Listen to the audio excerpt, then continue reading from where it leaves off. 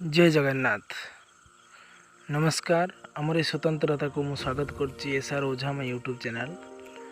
मु आपण मानक आज जगतरनाथ जगन्नाथ कालिया ठाकुर परम ब्रह्म श्री सच्चिदानंद एवं तो महाप्रभुंकर स्नान मंडप स्नान वेदी रे महाप्रभु स्नान कले। तो आज वर्तमान रे आमे यही प्रसंग रे आलोचना करिबा कि सी तो ये अणसर पिंडी अच्छा। तो ये आम महाप्रभुंकर दर्शक बंधु मैंने तो भगवान को आम प्रति सकाल न देखिले से सूर्य किरणर प्रति किरण रे भगवान को आम स्मरण न कर न देखिले आमर प्रत्येक दिन आम निश्वास भी चले ना, भोक भी लगे ना। महाप्रभु जगन्नाथ से कालिया ठाकुर से रूप तो 22 पाहाच विषय महाप्रभु जगन्नाथ मंदिर निर्माण विषय तो केमिति महाप्रभु को राजा द्वारा केमिति कौन ये सब जिनस महाप्रभु केमिति आसिले ये जगत तांको द्वारा चलुची हाथ में सबकि। तो आम से विषय आज आलोचना करें। प्रथमतः आम देखिपे तो आम भुवनेश्वर रसुलगढ़ क्रॉस करके आम कल्पना देखी से रूट रे आसिलु। तो ये 1112 मसीहा टू पुरी भी लिखा है इंद्रदुम्न अनंत गंग चोड़गंग देवों द्वारा चोड़गंग देव जी गंगवंश प्रतिष्ठा करते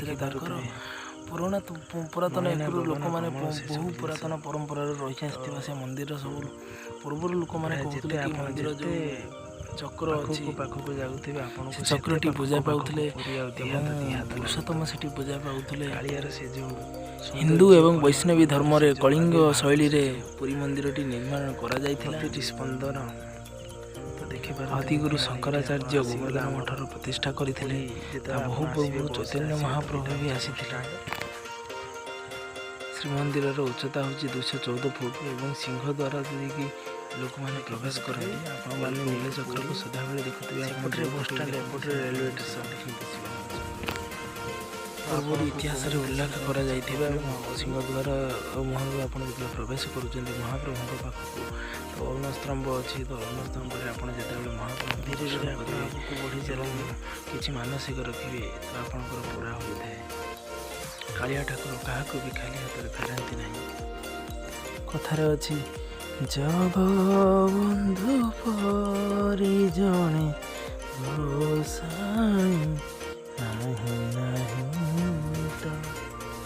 कर्पूर गौरम करुणावतारम संसार सारम भुजगेन्द्रहारम सदा वसंतम हृदयारविंदे भवम भवामी सहितं नमामि। ओम परमात्मा स्वामी नीलकंठवर्णी स्वामी।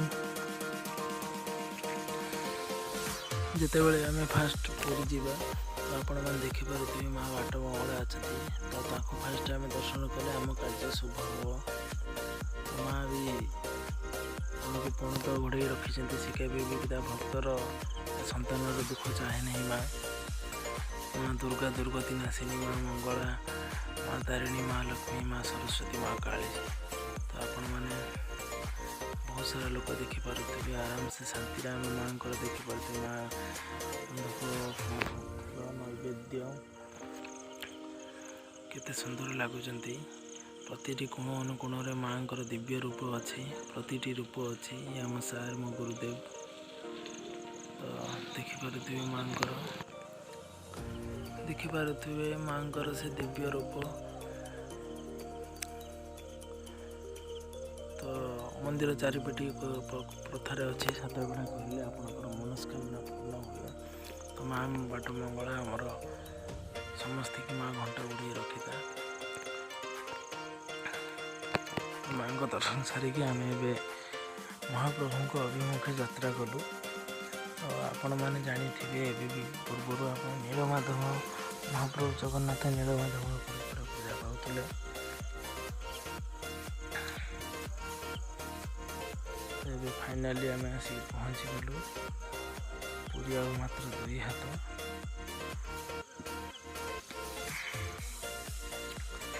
गरुड़ स्तंभ देखिपुं केमी भगवान को प्रणाम से कर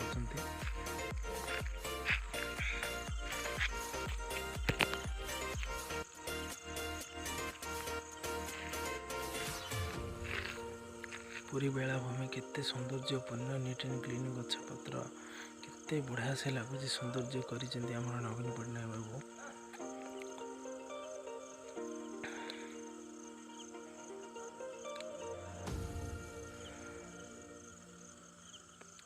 एबे वे टू बड़ दांड तो फाइनाली आम आसिक बड़ दांड रे पहुँची गलु।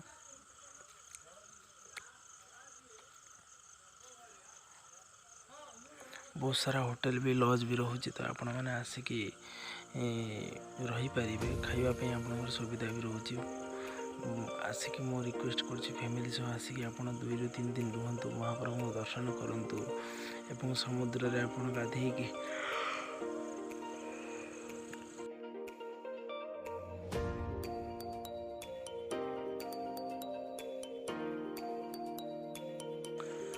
देखिपे बड़ दांड ट्राफिक टे पलि आसी तो आम ए ट्राफिक अच्छु। ट्राफिक छाड़ा पर आम राइट साइड टर्न नबू तो ये देखिपे ये है मौसीमा मंदिर।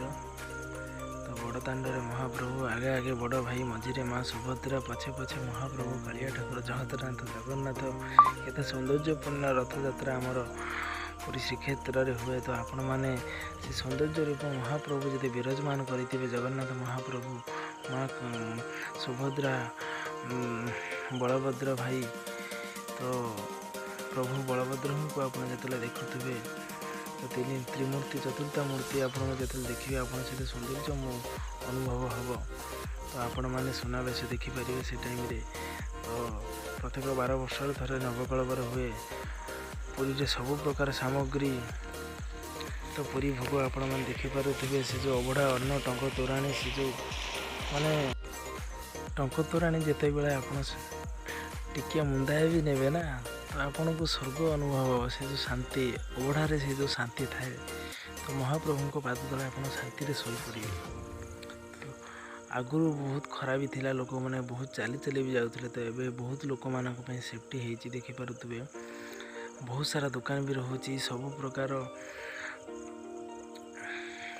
खाଇବା जिनस भी रोचे आपन को सेफ्टी रे आपन जीवे आपन खराब पड़ोनी बहुत नियम कानून मानी चलिया पड़ो। आप भर मंदिर भर को मोबाइल आलाउ ना इलेक्ट्रोनिक्स जिनस भी आलाउ ना लगेज आलाउ ना केते सुंदर लगुच। आम आसी फाइनाली एवं कालिया ठाकुर पाखे पहुँची गलु। से महाप्रभु जगन्नाथ से जो रूप देखिपे श्रीमंदिर प्रत्येक कोण अनुकोण 4टी द्वार तो यहाँ रोष घर देखिपे केते प्रतिटी कांथरे प्रतिटी लेखनी रे महाप्रभुंकर से जो रूप मुक्ति मंडप लक्ष्मी मंदिर 33 कोटी देवादेवी भितर देखिपे अरुण स्तंभ केते महाप्रभु केते सुंदर लगुच। तो बहुत भी रूल रेगुलेशन रोचे।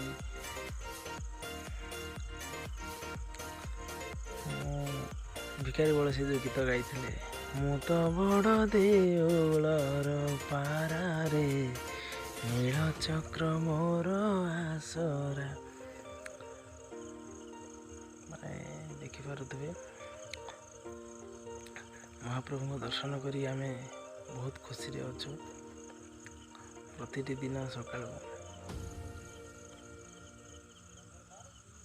स्ट्रीट लाइट भी रोची लाइट वगैरह रोची। पुलिस माने भी एनी टाइम ये ड्यूटी करुँच। सेवायत माने भी होती ब्राह्मण माने अच्छे जिते देखिले भी पेट पुरनी भगवान।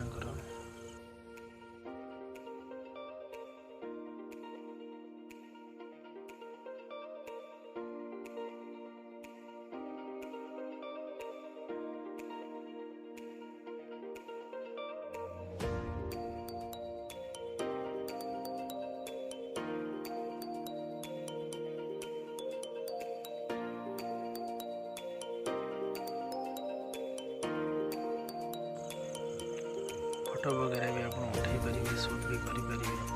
तो फाइनाली आम महाप्रभु को दर्शन करी तो आम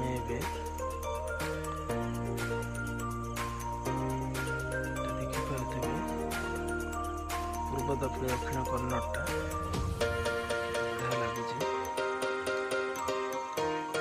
सबरे ए महाप्रभु अवड़ा रोषे चली अवड़ा आप खाई जाते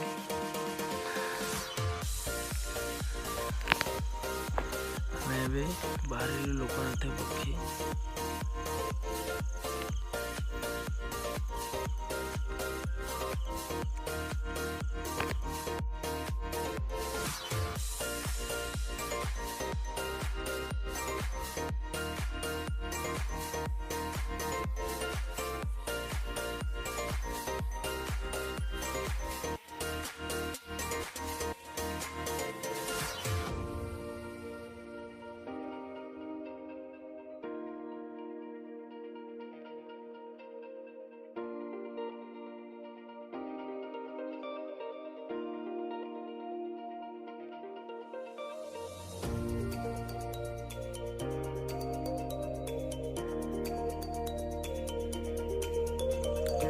देखिपारे सी बीच कर आम जाऊँ केते सौंदर्य लगुच महाप्रभुंर यही समुद्र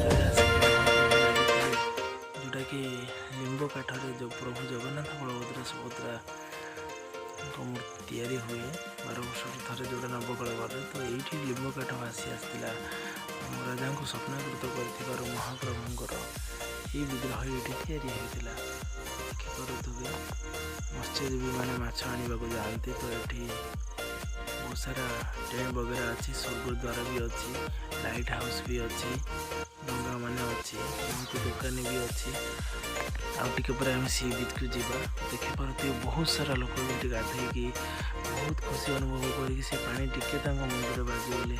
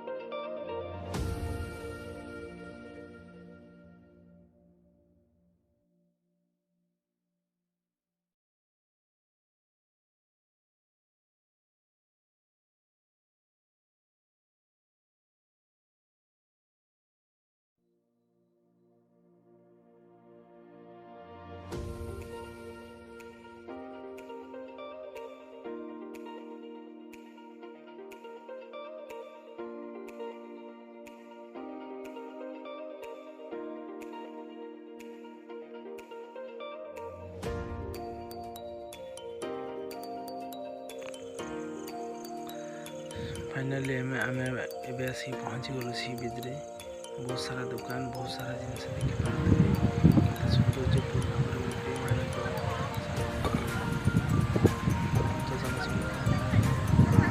सब किसी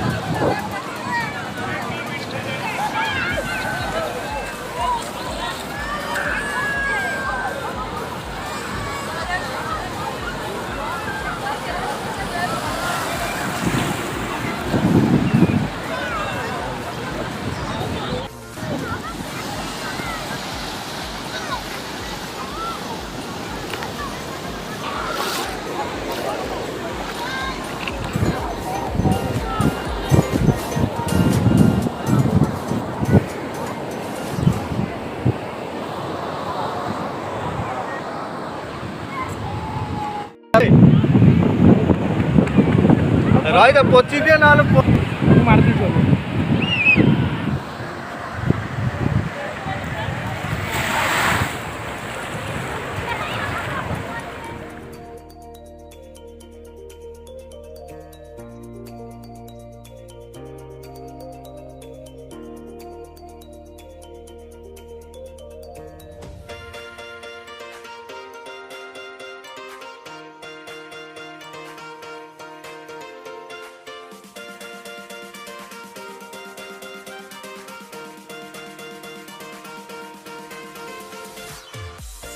फाइनाली आम ए स्वर्गद्वार पहुँचले देखिपे स्वर्गद्वार तो मरवा पर स्वर्गद्वार आम सब दाह हेले तो पुण्य मिले बोली इतिहास रे उल्लेख रही।